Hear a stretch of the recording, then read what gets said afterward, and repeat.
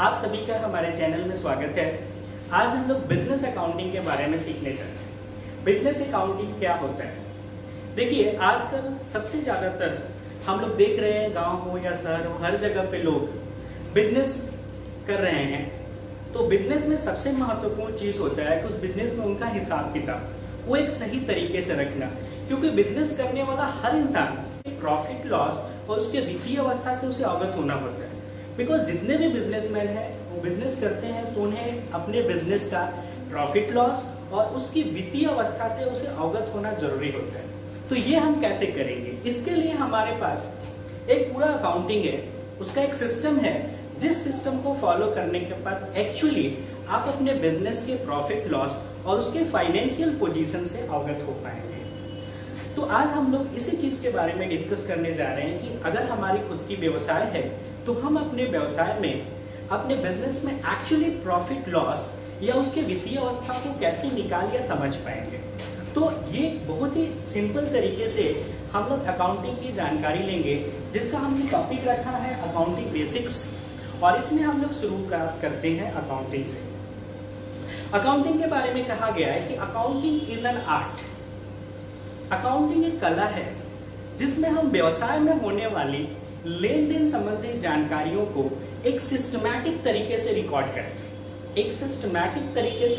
करते हैं।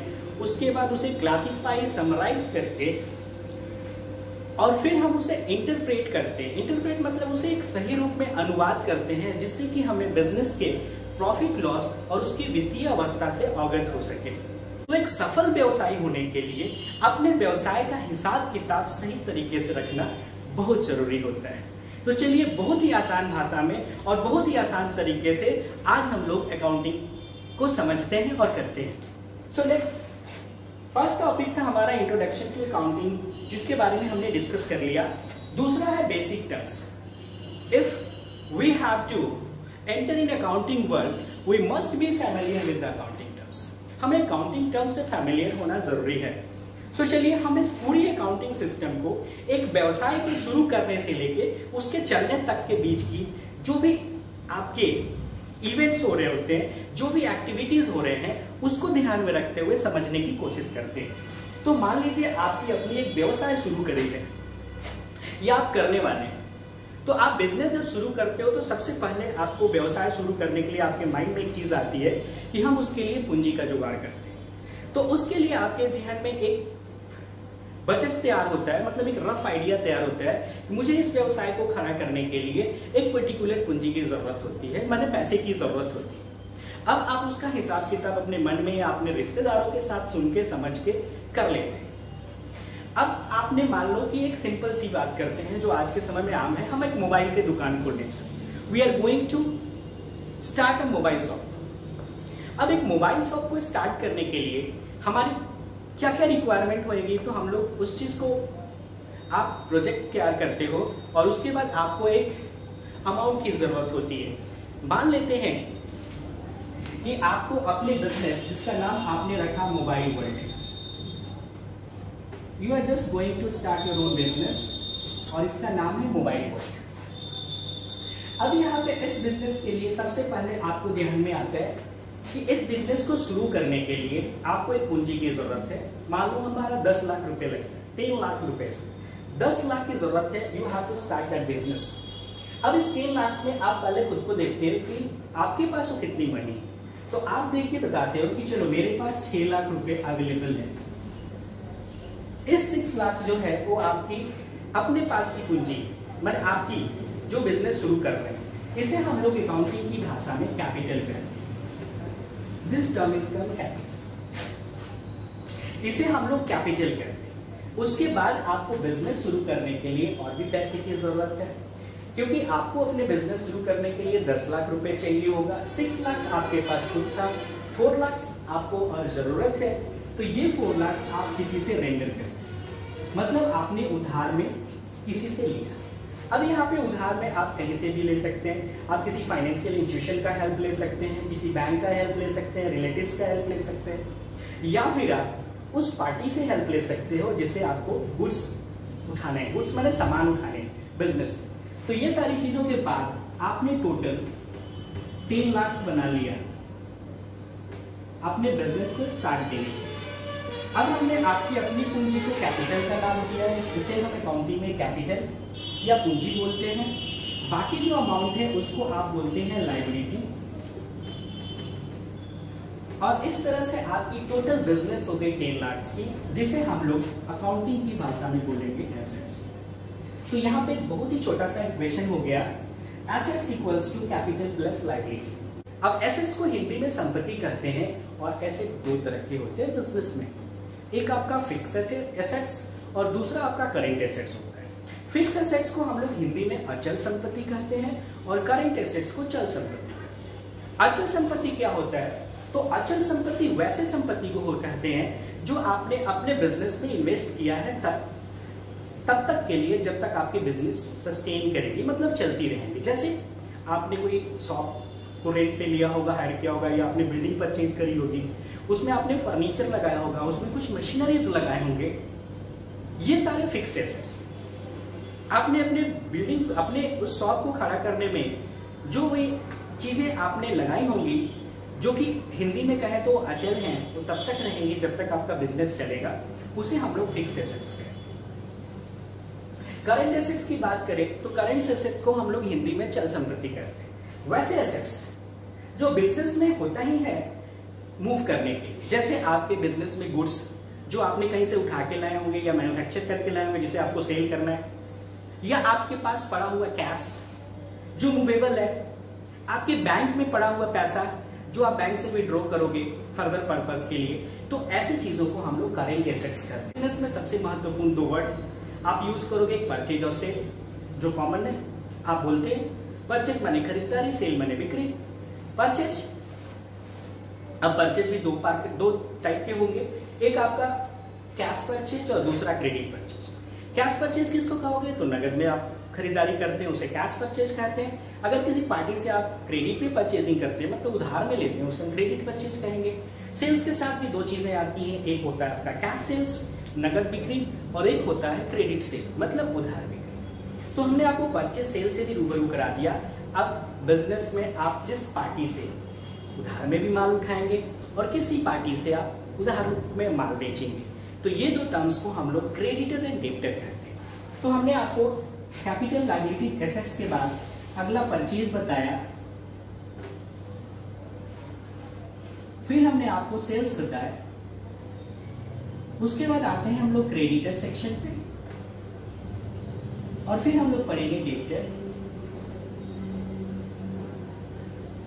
तो क्रेडिटर एंड डेबिटर ये दो इंपॉर्टेंट बिजनेस में टर्म्स हैं। क्रेडिटर को हिंदी में लेनदार कहते हैं और डेबिटर को हम लोग हिंदी में देनदार कहते हैं। अब आपकी बिजनेस है तो आप बिजनेस में परचेजिंग किसी पार्टी से करोगे। अगर आपकी गुड रिलेशनशिप है तो आप उनसे परचेजिंग उधार में करोगे। तो एक कंपनी जिस पार्टी से उधार में माल परचेज करती है उस पार्टी को हम क्रेडिटर के रूप में जानते हैं, और हमारी कंपनी जिस पार्टी को उधार में माल बेचती है उस पार्टी को हम लोग डेबिटर कहेंगे। फिर से सुन लीजिए, क्रेडिटर मतलब उस पार्टी को कहेंगे जिससे हम उधार में माल खरीद रहे होते हैं, और डेबिटर उस पार्टी को कहेंगे जिस पार्टी को हम उधार में माल बेचते हैं। तो यहाँ पे क्रेडिटर डेबिटर ये भी दो महत्वपूर्ण टर्म्स आपने समझा। उसके बाद आप एक और वर्ड समझिए, वो है आपका discount. Discount, yes of course, discount मतलब छूट। अगर आप अपने प्रोडक्ट पे या कंपनी अपने प्रोडक्ट पे जो भी छूट देती है, जैसे हम लोग कोई रिडक्शन देती है, उसे हम लोग डिस्काउंट कहते हैं। अब डिस्काउंट के भी दो कैटेगरी हैं। अगर बिजनेस में बात करें तो एक आपका ट्रेड डिस्काउंट है और दूसरा आपका कैश डिस्काउंट है। ट्रेड डिस्काउंट के बारे में करते हैं, वैसा डिस्काउंट जिसमें कंपनी अपने प्रोडक्ट के ऊपर खुद ब खुद छूट देती है, उसे हम लोग ट्रेड डिस्काउंट या व्यापारिक छूट कहते हैं। जैसे आपने अपने बिजनेस में सामने एक बोर्ड लगा दिया और लिख दिया 5% of on purchasing of any goods. आपने बाहर में एक बोर्ड खड़ा कर दिया, उस पर लिख दिया 5% ऑफ। अब कोई कस्टमर आप तक आता है तो बोर्ड देख के बोलता है भैया आपने तो इस पर छूट दे रखी है। मतलब एक कंपनी अपने प्रोडक्ट पे खुद ब खुद छूट दे रहा होता है, उसे हम लोग ट्रेड डिस्काउंट कहेंगे। दूसरा होता है कैश डिस्काउंट। नाम से ही समझ में आ रहा है, नगद छूट। वैसे छूट जिसे कंपनी खुद ब खुद अपने प्रोडक्ट पे, जिसे हम इंस्टेंट कैश पेमेंट के टाइम, जब आप किसी पार्टी को माल बेच रहे हैं और वो आपको कैश पे कर रहा होता है और उस कैश पेमेंट के टाइम में वो आपसे कुछ ना कुछ छूट ले रहा होता है, उसे हम लोग कैश डिस्काउंट करते हैं। या आप कहीं परचेज करने जाते हो और आप अपने पार्टी को कन्विंस कर लेते हो कैश पेमेंट के टाइम में कुछ छूट के लिए या डिस्काउंट के लिए, that is called cash discount. तो यह हमारा ट्रेड डिस्काउंट और कैश डिस्काउंट। उसके बाद एक और टर्म्स आता है, वो है हमारा रेवेन्यू। बिजनेस में रेवेन्यू क्या है? आप पूरे दिन बिजनेस, आपने सेक्टर उठाया, सुबह को आप दुकान पे आते हैं और शाम तक आप सामान बेचने के बाद आप अपने, जिसको हम लोग आम भाषा में कहते हैं, गल्ले से निकाल के पैसे काउंट करते हो, तो आपको दिखता है कि हमारा आज का कितना का सेल हुआ, और इसी पूरे सेल को हम लोग रेवेन्यू कहते हैं। और वर्ड हम आपसे डिस्कस करना चाहेंगे वो है डेप्रिसिएशन, और उसके बाद हम लोग ड्राइंग्स वर्ड के बारे में बात करेंगे। उसके बाद हम आगे बढ़ेंगे तो कुछ और टर्म्स आएंगे जिसपे हम लोग बात करेंगे, बस यहाँ पे डेप्रिसिएशन और ड्राइंग्स की बात समझते हैं। डेप्रिसिएशन को हम लोग हिंदी में हरास करते हैं या कमी करते हैं। अब सीधी सी बात है, आपने अपनी बिजनेस शुरू करी है, बहुत सारे उसमें ऐसे आपने एसेट्स, मतलब फिक्स एसेट्स ही कहें, कोई यूज कर रहा है, या करेंट एसेट्स, किसी में भी आपने सामान ला के रख दिया। अब एक पर्टिकुलर टाइम के बाद अगर आप उस सामान को आप हटाते हो या एक्सचेंज करने चाहते हो, आपने मशीन लगा रखी है, मशीन को एक समय के बाद आप चाहते हो कि इस मैसेज को हमें रीइनोवेट करना है, मशीन को हमें रीइनोवेट करना है, मतलब इसको हटा के फिर नहीं लेनी है। तो अब जब आपने जिस रेट में खरीदी होगी, कुछ समय बाद जब उसे हटा रहे हो तो आपको वही रेट तो मिलनी नहीं है। तो उसमें जो कमी होती है ना, उसकी कॉस्टिंग में जो कमी गिरती है या गिरावट आती है, उसे ही हम लोग डेप्रिसिएशन करते हैं। यहाँ पे ड्राइंग्स, ये भी एक टर्म है, बहुत खास है, क्योंकि बिजनेस में क्या होता है, हमारी अपनी बिजनेस है, अपनी मोबाइल की शॉप है, हम गए अपने मोबाइल शॉप से और वहां से उठा लिया मोबाइल, पॉकेट में रख लिया और चल दिया, मैंने अपने पर्सनल यूज के लिए वहां से मोबाइल उठा लिया। अब हमारा अकाउंटेंट या हम अगर अकाउंटेंट अपने बिजनेस अकाउंट्स मेंटेन कर रहे हैं, तो हम उससे क्या कहेंगे, बिकॉज ना हमने परचेज किया ना हमने सेल किया। एक कंपनी का प्रोपराइटर, एक कंपनी का ऑनर अपने पर्सनल पर्पस के लिए अपने ही बिजनेस से कोई भी चीज विड्रॉ करता है, उसे हम लोग ड्राइंग्स कहते हैं। तो ये ड्राइंग्स टर्म्स भी आप ध्यान रखेंगे।